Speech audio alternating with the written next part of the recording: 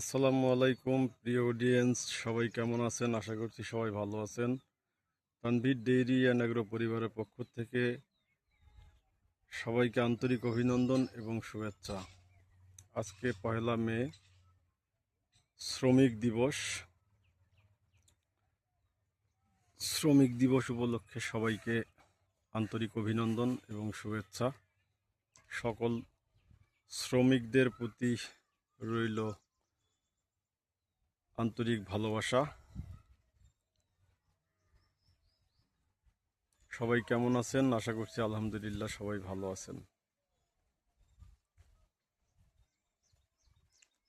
তো সবাইকে 1 মে এবং শ্রমিক দিবসের শুভেচ্ছা।